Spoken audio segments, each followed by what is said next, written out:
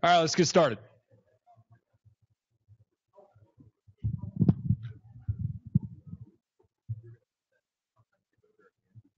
Sure. Okay, for our next presentation, Greg Kozak was appointed to the MIOSHA Consultation, Education, and Training Division in October of 2003 as an on-site industrial hygiene consultant. His past positions include industrial hygienist with MIOSHA Occupational Health Division, where he conducted compliance investigation to enforce MIOSHA safety and health regulations. Industrial hygienist with AQS Services Incorporated of Atlanta, Georgia, where he conducted indoor air quality investigations focusing on mold contamination and remediation. And an industrial hygienist with Nova Environmental Incorporation of Ann Arbor, where he was involved with asbestos remediation, AHERA compliance issues, and indoor air quality consultation. Greg has been with MIOSHA program since November of 1998. Greg earned a bachelor's degree in biology and chemistry from Central Michigan University in 1992 and a master's in occupational health from Wayne State University in 1995, and is certified in the comprehensive practice of industrial hygiene by the American Board of Industrial Hygiene. Greg will present an overview of the MIOSHA standards and regulations potentially impacting the medical cannabis industry in Michigan. Got that one. Thanks, David. Welcome, everyone. What we're hoping to do today is to provide an overview of some of the potential safety and health impacts and the applicability of MIOSHA standards to the industry. We'll be looking at the basic regulatory structure in the state and how MIOSHA would be likely approaching everything in the industry from growth and cultivation through processing and distribution. We'll take a look at some of the specific standards that would be impacting the industry, such as hazard communication, personal protective equipment, air contaminants, medical services, first aid, and sanitation. We'll also briefly touch on the no-cost consultation services that MIOSHA offers to employers to comply with MIOSHA safety and health regulations and address safety and health issues in the workplace. And again, we've really got two parts that we're looking at. There are really actually three major areas of MIOSHA standards that cover the construction industry. It covers the general industry, which is everything else that's not construction, and agriculture is the third one. So in our Part 70, Agriculture and MIOSHA, we'll have actual air contaminant limits that are spelled out in the agricultural standard that are separate and distinct from the air contaminant limits that would be applied to, say, a general industry manufacturing facility. There are specific requirements in Part 700 for the use of respirators, addressing noise exposures, as well as the hazard communication standard. Now, the hazard communication standard is the only standard that would be applicable to both agriculture and to the processing and distribution of it. On the general industry side, or after we're done growing and cultivating and we're getting into process and distribution, there are a number of standards that, again, could potentially impact. That would be Part 1 general provisions, which covers a lot of general safety requirements for all workplaces. The use of powered industrial trucks or forklifts if you have enough materials to move around your facility and use them. Again, Part 42, hazard communication, dealing with the use and handling of hazardous chemicals. How do we get that information across to employees about the safety and health hazards of those chemicals, and then how to safely use and handle them? Talk a bit about personal protective equipment, things such as safety glasses, shoes, gloves, and other protective equipment. Respiratory protection is spelled out again in the general industry side as well, but there are more specific requirements for respirator use in the general industry side than there are in the agricultural side, and we'll cover that a bit. Also talk about medical services and first aid for the processing and distribution. Again, general industry is after growth and cultivation. And then Part 474 talks on sanitation.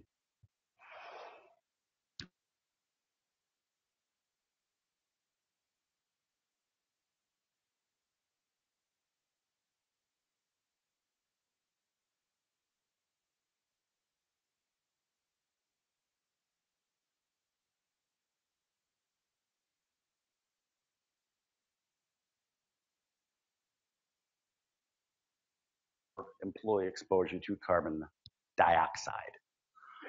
Noise in agriculture, if there's enough noise in the environment, the employer is required to determine if employees are exposed to noise above 90 decibels based on an 8-hour average. In agriculture, if your employees are exposed to noise in excess of 90 decibels based on an 8-hour average, then you are required to provide appropriate hearing protection. Respiratory protection under Part 700 in agriculture. If you're going to provide employees a respirator, it's going to be the type approved for protection against the contaminants and appropriate for the level of exposure.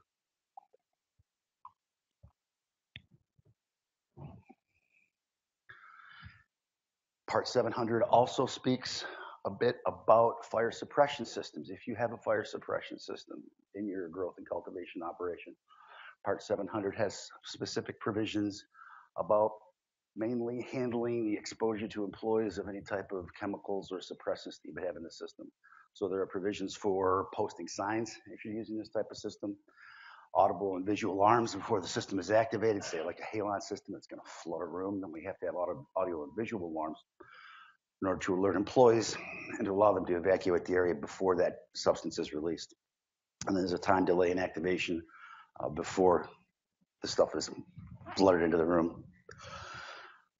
Part 700 also talks a bit about ventilation. If you're going to have ventilation, there'll have to be enough to control the exposure and to provide makeup air.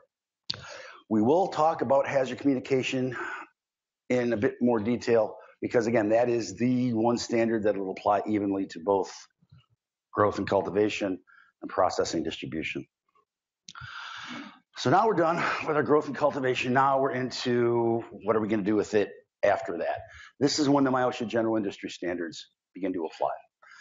In our Part 1 that's the very first rule of our safety standards in general industry. Again, sets forth the general provisions for all workplaces, things such as housekeeping, to keep the place clean and practical as the work allows. Machine guarding and guards on devices, and the use of compressed air is also covered in Part 1. Our Part 2 covers walking and working surfaces in your facility, and Part 6, we also have a safety standard covering fire exits. This could be a potential raised if there's a security concern or issue in the facility, making sure that the fire exits are not blocked or that they are appropriate per MIOSHA standard Part 6. Part 21 covers the use of powered industrial trucks. Again, if you have enough materials or stuff in your facility that you would need a powered industrial truck to move it around, our Part 21 provides minimum safety standards and rules for that. Things such as operator testing and permitting of the operators, care and use of the powered industrial truck, such as daily inspections, and other specifications for the equipment. Again, all covered in our Part 21. Now to the processing more. Again, we're going to talk about hazard communication, Part 33, personal protective equipment, respiratory protection out of Part 451, medicals and services and first aid of 472, and then 474 will cover sanitation. Let's provide a basic overview of hazard communication. Again, you want to spend a little more time on this because this is a broad standard that's going to cover both sides. It's got requirements related to basically the use of hazardous chemicals in the workplace. The standard is organized so that it has scope and application section, which is how most standards begin. There's, of course, a definitions section in it. Hazard classifications are covered. There are requirements for a written worksite-specific hazard communication program, more of a standard operating procedure for how you implement the hazard communication program in your specific worksite. Labels and other forms of warning are specified in the standard. If you have chemicals that qualify to be included in your hazard communication program, there are specific requirements for labels and the information contained on the labels. Safety data sheets, perhaps you may have heard of them, called material safety data sheets. A few years ago, that system was standardized so that we have now a standard format for our safety data sheets that is international. A bit of background and prior to that, prior material safety data sheets only had specifications requiring the type of sections on the material safety data sheet. It did not specify the information to go into one of the sections. So if you had two very similar chemicals produced by two different manufacturers, the information on those sheets might be different. Now, with the global harmonization system, which created the safety data sheet, all that's come together. So now things are going to be standardized, which is a large help for employers who are trying to determine what the hazards of these chemicals are that I've got. Also, you're required to do some employee information and training for the hazard communication program. And we also have additional information sample programs on our website that we'll cover. Manufacturers, distributors, and importers of chemicals are required to provide a safety data sheet. So if you're getting, say, chemicals for either the cultivation side or for the processing side, the manufacturer or the distributor most likely would provide you these safety data sheets with the chemicals. Employers, you're required to train employees on the safety data sheets and the content of the information in them. Train the employees on the container labels and the labeling system. Also, one of the most important parts of a hazard communication program is training employees on the safety and health hazards of the chemicals that they're working with, so they know how to handle them properly and use them in a safe manner. Employees also have responsibilities under hazard communication. Employees have to recognize and understand the hazards based on information in the safety data sheets, information on the container labels, as well as the other information in the written program in the workplace. This is a typical label under the system. Now, based on the contents of the container is determining the information that goes onto the label. Not all chemicals or products may contain all components of this label. Again, it's dependent upon what's inside of it. Some of the things that are new on hazard communication, the use of pictograms now is appearing on labels, giving you basic information about the safety and health hazards of the chemicals. There are signal words. Danger. A hazard statement, highly flammable liquid or vapor, may cause liver or kidney damage. Precautionary statements, and then product information such as name, address, and other identifiers of the manufacturer. These are the sections of the safety data sheet. We're not going to cover all of these in detail, but you just may wanted to make you aware of the 16 sections on them. Not all 16 sections are going to be directly applicable to employee health and safety. Some of the sections here, 12, 13, 14, and 15, cover things like ecology, disposal considerations, transporting, DOT reg information, and others. Again, written hazard communication program would be required when you have a HAZCOM program in your workplace. Again, it's a worksite specific standard operating program that would basically detail all the information about your hazard communication program in your workplace, such as what type of labeling system we do, and we have to tell in the program about the labels. Information about the safety data sheets. In your written program, we also have to detail and tell about employee information and training. One of the more important parts of a hazard communication program is a list of hazardous chemicals that you have. If you're doing non-routine tasks that require the use of hazardous chemicals, say there's maintenance that you do twice a year on equipment or other process that you wouldn't happen to do all the time, but it involves the use of chemicals, it's important to spell that out in your program, because if employees aren't used to doing these tasks on a routine basis, then you have to call that out. So we are sure that when we're doing it, hey, we'd only do this twice a year. Want to ensure that we are familiar with what's going on before we start it. If there are hazardous substances, chemicals in the pipes or piping systems in the workplace, those have to be properly labeled. Multi-employer work sites talk about if you have a contractor come in to your facility, say we're going to have new industrial flooring put down, and that involves the use of chemicals. There has to be a meeting between the outside contractor, the third-party contractor, and your program to exchange information. The contractor needs to tell you what kind of stuff he's bringing on site so you can inform your employees of the hazards. And likewise, if the contractor's employees would be exposed to anything that you're using in your facility, then you have to inform the contractor so that he can tell his employees. So there's information exchange in that regard. Program has to be worksite specific and must be available to employees and their representatives. Training is another important aspect of the HazCom program. Hazard communication training includes information about the signal words, the pictograms, what do these things mean, the type of hazard classifications and categories. Labels that come in on the containers, of course, we have to inform employees how to read and interpret those labels, and also informing employees about the safety data sheets, the contents of them, sections on them, the information in them, and how to properly use the safety data sheet.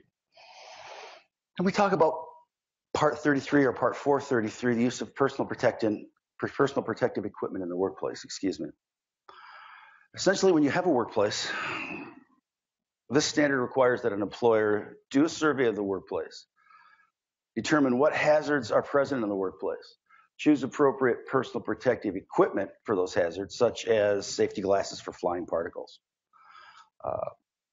Inform employees of that personal protective equipment, train them on its use, and require its use.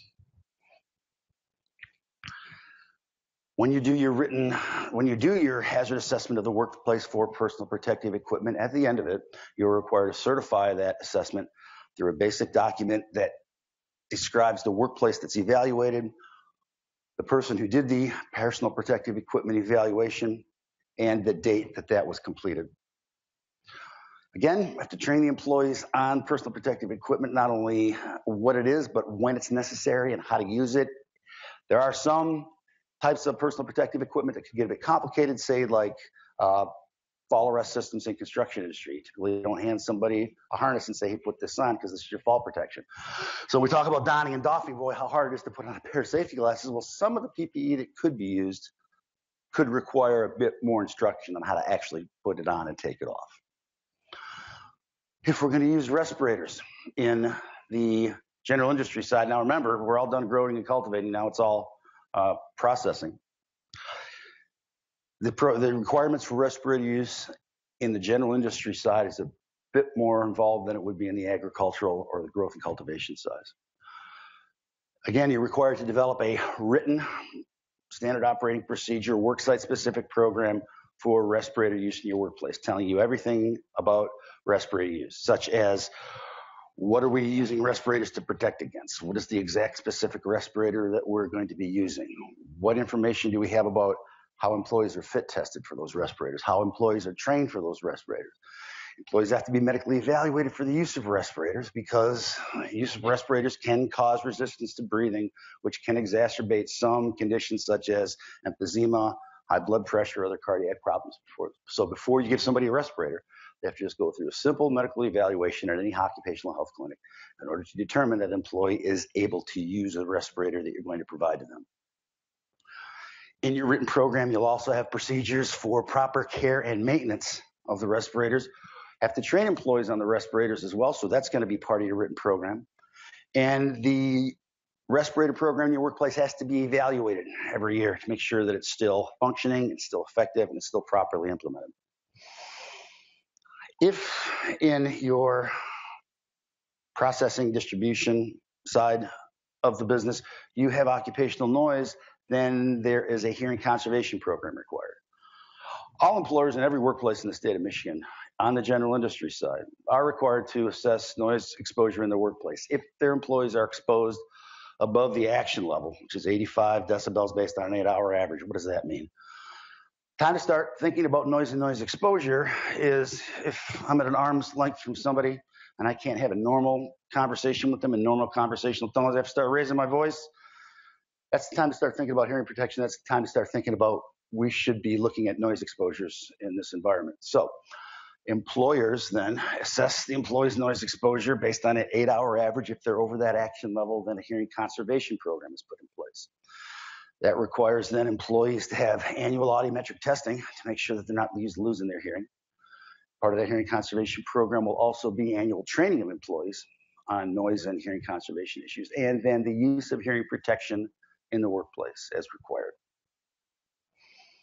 Again, those are the elements of the hearing conservation program. Another important part of the program, too, is that the purpose of the annual audiogram is to make sure people aren't losing their hearing. If your annual audiogram, as compared to the original baseline audiogram, shows enough of a loss, then there's some action that the employer has to take. That's what I mean by standard threshold shift determination. If that is there, employees have to be informed in writing that they've had this hearing loss. We want to sit down with the employee to make sure that they're using hearing protection and that it's proper and that it fits them.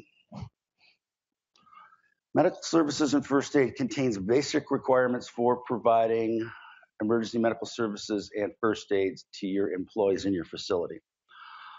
When an employer is more than 3 to 4 minutes travel time from a nearest hospital, infirmary, or clinic, or cannot provide emergency medical services to employees on site within that 3 to 4 minute time, then you're required to have trained individuals who will provide first aid to employees as part of their normal job function. But then this is for those that cannot get either to a facility or have services come to them within 3 to 4 minute response time. That's when you're required to have a first aid provider on site. You're always required, regardless, to have adequate first aid supplies available in your facility. And our Part 472 also covers requirements for use of emergency eye washers and showers if employees have potential exposure to caustic or corrosive chemicals. Our Part 474 covers sanitation. Again, these are the typical sanitation type issues: housekeeping and waste disposal, vermin control, potable water, provisionings for toilet facilities, for sinks, for hand washing, for soap for hand washing. And food, beverage, and storage consumption is also covered in Part 474, meaning we keep those things separate, toilet facilities and food separate. Our Part 301, air contaminants for general industry, also has an exposure limit for carbon dioxide. Now, this is the same exposure limit that was covered under Part 700 in the agricultural side for carbon dioxide, because again, our information tells us that carbon dioxide may be used sometimes in some extraction processes. That has an exposure limit of 5,000 parts per million based on an 8-hour time-weighted average. Again, as I mentioned at the beginning of the program, we do have consultation services available for employers. For occupational health consultation, we run an education and training program as well, where we can help you provide education and training to your employees that's required under MIOSHA standards. We conduct hazard surveys of workplaces. We do program reviews for existing programs that are in place. We have an award and recognition and cooperative programs through MIOSHA. We also have quite a few publications and videos that are available on our website. Let's talk a bit about our website. If you go to, the address is www.michigan.gov/MIOSHA, which is the easiest way to get there. Some of the sections that most folks are interested in, of course, the standards, where all our standards are listed for construction, general industry, and agriculture. There's also a fourth one, administrative, but that's really not part of this program. We also have an extensive list of publications on our website. Again, www.michigan.gov/MIOSHA publications, all one word. We have links to guidance documents, fact sheets, posters, and sample written programs such as the hazard communication program that I was talking about previously. We have a sample written one there on our website that is in Microsoft Word format that you can use. It's a fill-in-the-blank program. So if you read through that program, you fill in all the blanks on the program, you should have an adequate hazard communication program. That's the type of publications that we have. We also have a MIOSHA Training Institute. Michigan.gov/MIOSHA training. Partnering with Macomb County Community College, we provide certificate programs for employers and employees in the basic aspects of MIOSHA standards and safety and health issues in the workplace. For additional information, please contact us. We are the Consultation, Education, and Training Division. We can be reached directly at 517-284-7720. That's 517-284-7720. Thank you for your kind attention.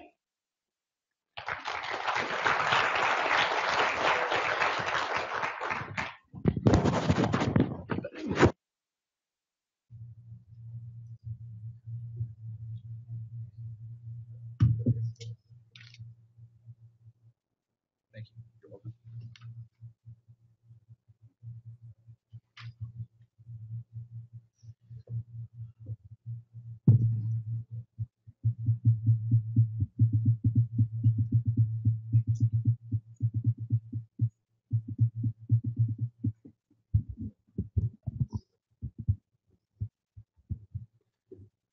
Hey, you ready to go? All right. You wanna mic up, or do you wanna use this? It's up to you. Okay.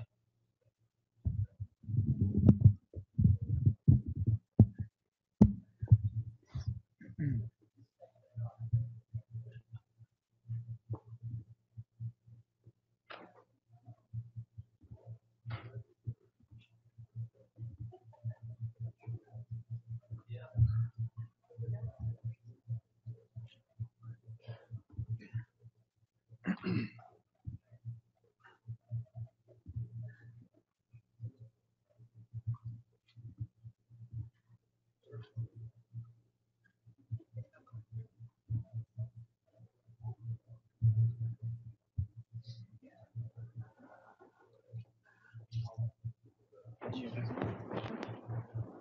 put that in the back and point it to lines. You can do a test line. All right. Okay. There you go. And do you need anything besides your helmet? Nope. Okay. Perfect.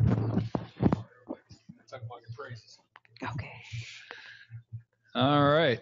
For our next presentation, Brandy Branson Boone has been with the Michigan Department of Treasury since 2006. She has a Bachelor's of Science degree in Food Industry Management from Michigan State University and a Master of Business Administration with a concentration in Strategic Planning from Davenport University. She is a departmental analyst in the Business Tax Division, specializing in Michigan Treasury Online. Brandy is involved with Treasury's implementation of the Medical Marijuana Facilities Tax and various MTO communications. Brandy will be assisting taxpayers with navigating Michigan Treasury Online, Treasury's web services portal. Taxpayers subject to MMF tax will register with the Treasury for sales and MMF taxes, file and pay sales and MMF taxes, and manage their Treasury registration through MTO. Okay, Brandy? Good morning. Can you hear me? I'm trying this new microphone. I'm not high tech. So thank you very much for coming out today. If you did not pick up a brochure outside for the MMF taxpayers, those are sitting out in the door with the business cards. I did not leave my business card because you're going to be able to get my number here in about 2.2 seconds. Okay. This presentation is part of Treasury's ongoing community outreach. We do have a disclaimer, and you do realize that all of our slides and presentation information are online. They will be available to you after this presentation is over, okay? But there is a disclaimer. All of the information provided to you in this presentation is as current as we are. So if there's any changes made to our online services or Michigan Treasury Online, that will be available to you, okay? All right, Treasury. Treasury does have pretty aggressive goals for our staff, and that's to be the thought leader in all revenue tax services. So they do that by making sure that we offer a culture of taxpayer service, customer service, continuous improvement, as well as having engaged employees. So hopefully you'll find that the information that we provide you here is pretty understandable and that you have the ability to have access to me after this presentation is over. Okay, how do we do this? By our internal processes. We listen, we share. If there's feedback, I know we don't really have time for questions just because of the format, but I am available. I'll be here outside of this presentation, and again, my number will be listed. Okay. And our goal is always to find solutions. We're working with you. This is a new tax to you. This is a new tax to Treasury. So if what we're doing just seems a little bit like we could improve upon that, please let us know. Okay. Okay. I'm sure you're aware of the basics with medical, and I go in between. So if I say MMF, that's medical marijuana facilities tax. MTO is Michigan Treasury Online. I'm big on acronyms. My husband told me yesterday, stop using them, but sorry. Okay, so how many of you are aware that a sales tax license is required? This is for provisioning centers in order to have your provisioning center open, by a show of hands. Okay, how many of you, by a show of hands, have your sales tax license? Awesome, thank you. Okay, and the MMF is a 3% excise tax. Tax returns for MMF or for your provisioning centers are to be remitted quarterly, okay? Payments can be made more often, but there is a quarterly return requirement, okay? And each location, so understand that we're talking about your provisioning centers, each location is required to be licensed by LARA and have their own individual license.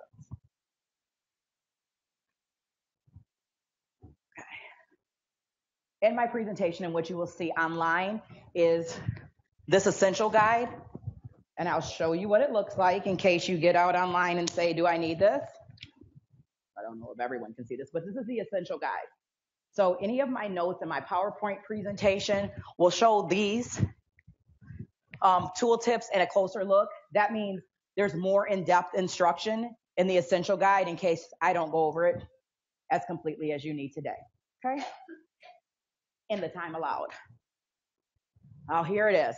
This is the big one. We need your feedback. We need your help, you to make your system better for you to use, to make it, I just like to say, to make it more customer service driven.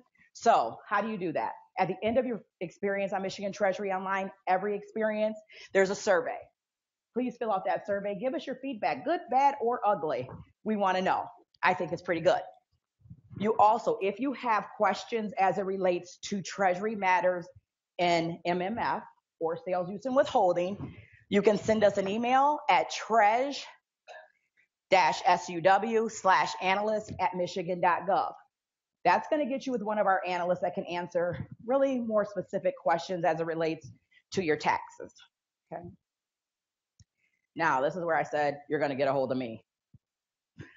If you have questions as it relates to Michigan Treasury Online, how to use the system, do I have to use the system? Absolutely. You would call the phone number here, 517-636-4769. That too will be on the online brochure. My voice is what you will hear. Please leave me a message. If I can help you, by all means, I will try. And if I cannot, I'm pretty good at redirection. So just let me know. That's our commitment to you. So if you really need us, let us know. Give me a call. Leave me a voicemail. Since I'm here with you right now, won't work. But moving forward, I am available. All right, let's talk about MTO and what that looks like. First of all, by a show of hands, does everyone even know why I'm talking about MTO? No? I know why? You know why? Kind of? Unsure? Yeah, new program, and I just kind of thought I would come out and hang out with you guys for the day. My boss said that'd be okay, so I'm good.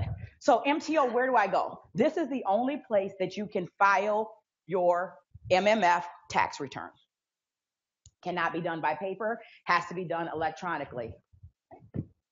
Where do you find that? I was learning all these websites while I was sitting listening to all those other presentations. That was super exciting. I'm not as exciting, you guys, sorry. No numbers, hopefully, besides my phone number that you have to remember. But to get to MTO, you want to go to mto.treasury.michigan.gov. Okay, this is your starting point. This is the hello. Does anyone here currently use Michigan Treasury Online? Just in case you have withholding employees or any employees, because it's not just for sales. Awesome, thank you guys for using it. If you have never used it, I would encourage you to at least create your user profile. Doesn't require really any more personal information than your email address and a phone number, okay?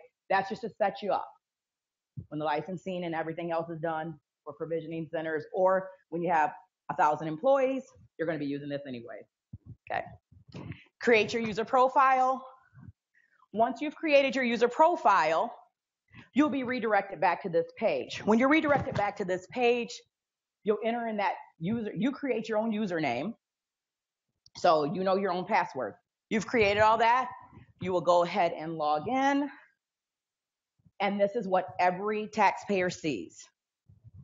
Okay? Add hello. Hello, your name is. If you look up there on your left-hand side, it will tell you what your name is. Mine's Brandy, but we're for purposes, your name is. It also tells you there's a drop down. It will give you all the functionality. If you have to update your password, if you want to update your security questions, that's up there. You see that blue line going across the screen? That we will give you messages, anything that's relevant to you. When your sales tax license has been updated and is available for you online. If our system is going to be down, any of those things, we send this message board, okay? You're also going to see that we have 2 tax services, essentially. Our tax services, which are for people that have established a relationship with Treasury, which we'll go into, and our guest services section. Can you all still hear me? Hard for me to tell. Okay. Our guest services section. And again, I'll go in depth in those once we go a little bit further in the presentation. Okay. How do I register with Treasury? So for intents of this purposes, we're thinking that most people have not yet registered with Treasury to even have their FEIN recognized by Treasury. So we're going to go based off of that assumption for this presentation. Okay. The very first thing is that you're going to want to do is start a new business registration. What that business registration is, it sends you to UIA. And for old timers like me, it's our old paper 518 process. So you're establishing a business, you're creating a business in Michigan. You'll see this. UIA, you're still going to register your taxes there, your sales tax. Even if you don't have employees at this time, you're going to want to go here to register for all tax types.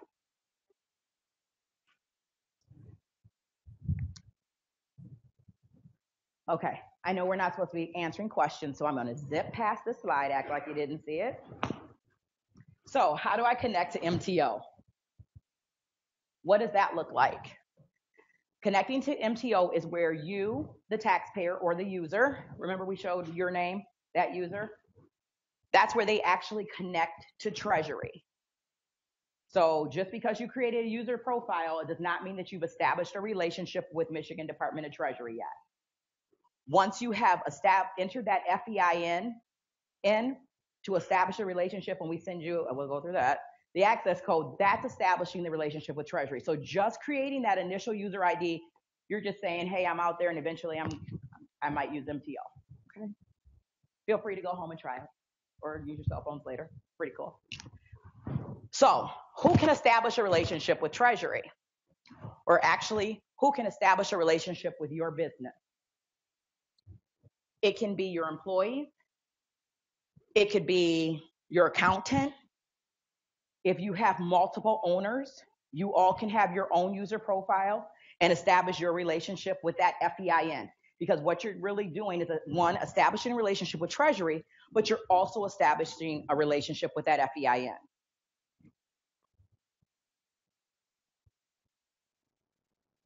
So if we have any CPAs or anyone in here, if you are engaging with multiple businesses, you can also have all of those, you can also connect to all of those businesses individually. Okay. So do you remember that homepage that we saw at the beginning when we clicked in after we logged in? These are the specific areas and what each of those areas do. So one, we already talked about what you're going to do when you start your new business relationship or e-registration. Manage business registration. That's the functionality where you will manage your addresses. Who are the owners? Do they have access? Anything that's registration related. Okay. SUW. It's pretty self-explanatory. Sales, use, and withholding. Go ahead and establish a relationship there because you are required to have at least a sales tax license. ESA, does anyone have ESA? I'm going to go through that really quick. You'll know if you do. And of course, why we're here today, MMF. So you can file your returns, you can print your returns, you can manage all of your locations. You can access all of the Treasury correspondence that we send to you as it relates to your specific facility. Oh, you can make payments if you have a checking account or a bank card to make payments. I do know I've had a couple of these presentations, so we do know that may present some obstacles, but we also, on the back of that brochure I showed you, we let you know how you can make other payment arrangements, okay? All right, let's talk about MMF and what that looks like. So I'm new, I have my FEIN, I'm ready to go. This is the screen I would go to, select MMF, I would create a relationship. And again, creating a relationship is establishing a relationship with Treasury and that FEIN. Enter my FEIN. Now, I click here. This is the screen that typically will come up. If you have not already established a relationship with sales, use and withholding, you will be presented with this extra box that says, this business is also registered for sales tax. Check this box and we will create a link, and I'll show you how that link works when we go further into this presentation, okay? So, of course, we want to select MMF, Medical Marijuana Facilities Tax. You will be asked a series of, we call them shared secret questions, as it relates to the business that you're trying to establish or the relationship that you're trying to establish. These questions are drawn strictly based off of the relationship that you selected, like this, medical marijuana facilities. Once you select that, the questions will be generated based off of that. Okay? You answer them. Now, let's say that you don't know all of the shared secrets because you haven't spoken with the owner, because we are assuming all the owners know the shared secrets. If you haven't spoken with the owner, we will send, if you don't know the answers and you get locked out, we will send an access code to the legal mailing address of the business, okay? The legal mailing address of the business. You have to allow 5 to 7 days. But let's just say, hey, you just were out of the store for a moment when your employee or whomever tried to get access. You come back within 60 minutes. They can get the answers from you. We give them another opportunity to answer those questions. They can get in. The access code is still valid, but now they're in, so they probably won't need it. Once they receive the access code, they will enter it here. And this is what it looks like. Now, I know we're in the licensing process, and many of you very well are waiting to see if your license is available or when you're going to receive it. But you can go up to this point just to see what it looks like. You establish your relationship. We established a relationship with Phantom of Treasury.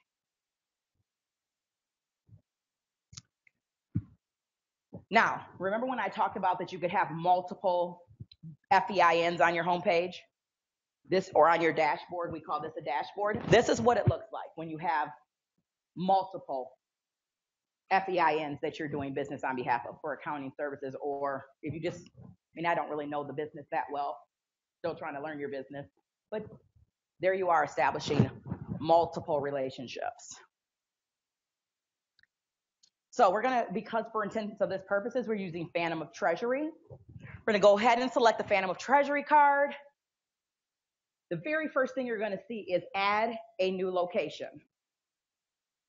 All right, so we're pretty sure we know what the requirement is to add a location, right? Do you need a license number? Thank you. Absolutely. So once you receive your license number for that particular location, you'll enter in the pertinent information, hit save. We'll say, are you sure this is the correct information for this location? Just kind of a verification. Hit submit. This business location has been added to Phantom of the Treasury. Okay. So once that's done, this is the next screen that you'll see. And this is the summary section for MMF. All MMF users will see this on the FEIN that they're doing or that they're serving specifically. So remember where it asked you that question that said, would you like to establish a relationship with sales use and withholding? We said yes. We didn't check it there. But once you say yes, you'll see here that the sales use and withholding button is there. That way you can go in between sales use and withholding for this FEIN specifically without ever having to leave that business that you're working on. What options do you have? File and pay. Very important for you.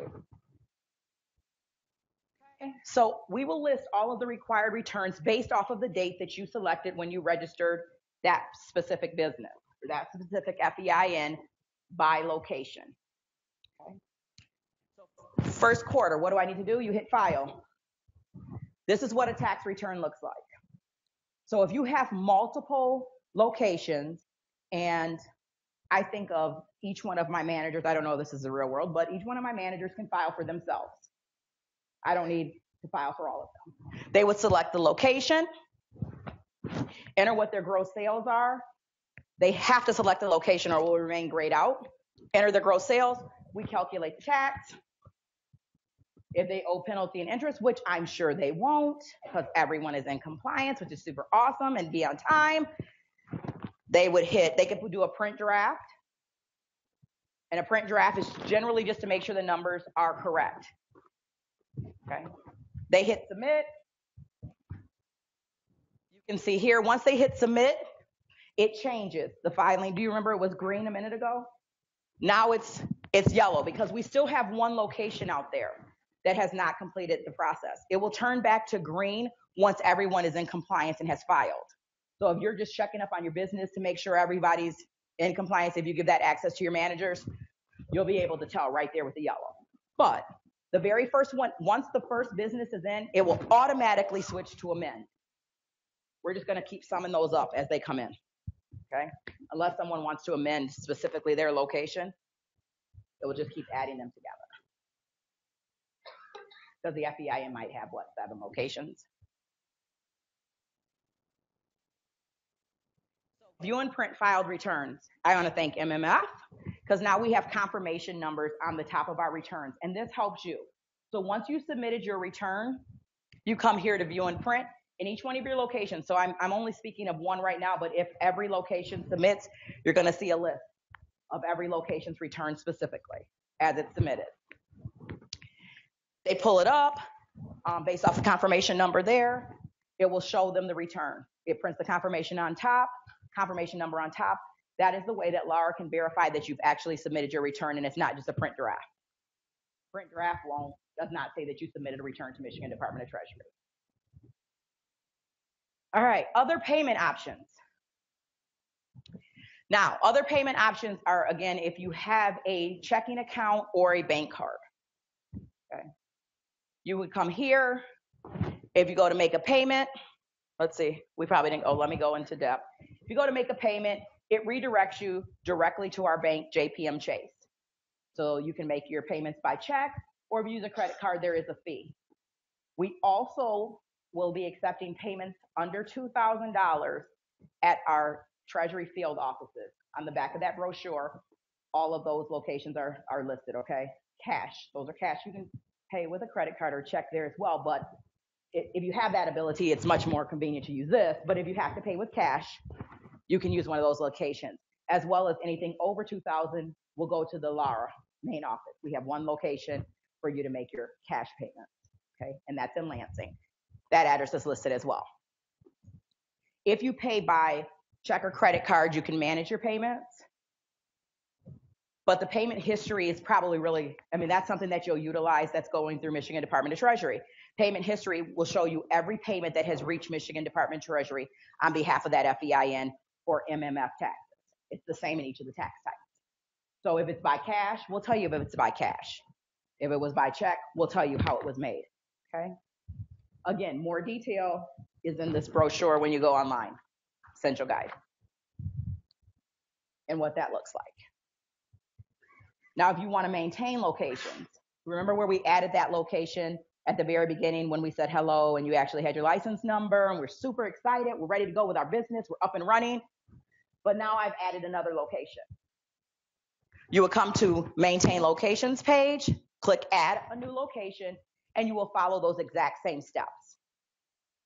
Now, our understanding of the law is that you can only have one license per location, okay? So this was written that if, for instance, that license expires for some reason or you no longer are utilizing that license, you will come here and delete it, okay? We're not allowing changes at this point to any of the license location information. If you think that's something that would be helpful, please feel free to add it to the survey at the end. So you would go here to maintain your locations. Correspondence is what it is. It tells you all the correspondence, what we've sent to you. None of you will get a letter from collections, so I'm going to leave that side out. But before you actually hit collections, if any of you do, you will see any correspondence from Michigan Department of Treasury there as it relates to your MMF account specifically, okay? All right. I'm going kind of fast. I'm going to take a step back because when you go to SUW, you're going to see this same thing. It's the same setup as SUW, except for SUW is in green. So the convenience, and what I like to see is convenience, is SUW where it says correspondence, it says letters and licenses. So no matter where you are, you have your sales tax license, okay? Which is it's helpful. It doesn't seem so helpful right now, or, heaven forbid we forget to post it like Treasury likes. You can pull it up. Okay.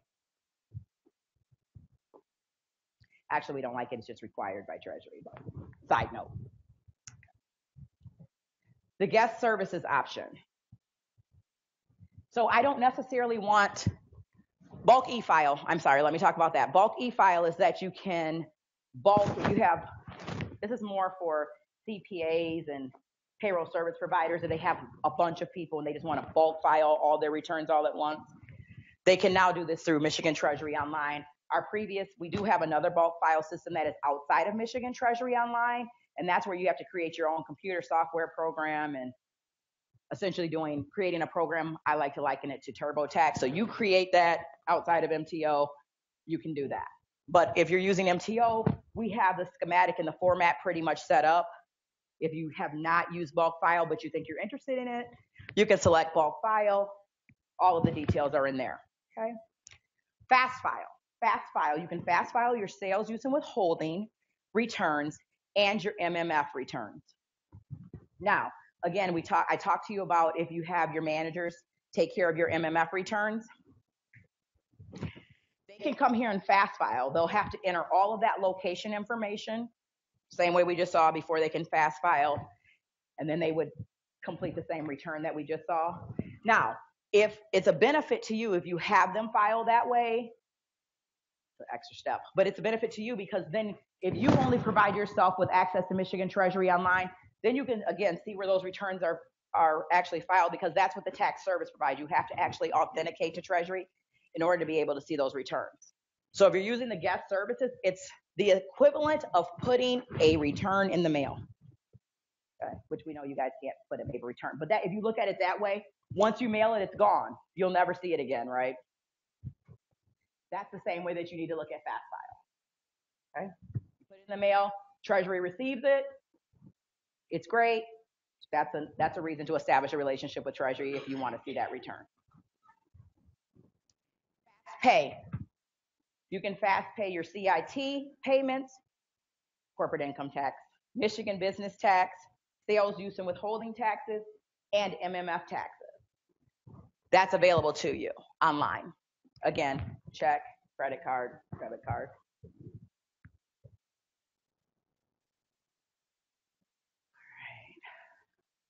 Other things that you'll find in MTO, let's say you're brand new, I'm frustrated, I keep getting these error codes. We were having a problem with that before. We now have a link that if you keep getting the same error code like A1000, that's the one we use, A1000, you'll know what that means. You'll know if you need to call Treasury because you keep getting this error code. We give you the steps of what you need to do to take care of that. Okay? Look at that. Whew, you guys are out of here probably before 11:30. I don't know what time it is. Do you guys have any questions that I can answer and repeat so that the people on TV or where they are can ask? Is that okay, Brian? Can I do that? Or are we probably not? Oh, we're going to wrap up. I did the sign. All right.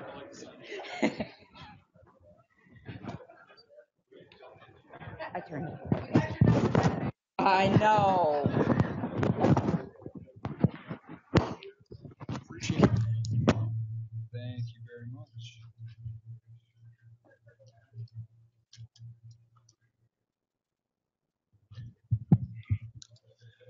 Okay, so I want to thank you for coming to our informational session. That concludes our session this morning. Again, our briefings and presentations will be available online, Bureau of Medical Marijuana Regulation website sometime this afternoon. So take a look for those, and thank you for coming out.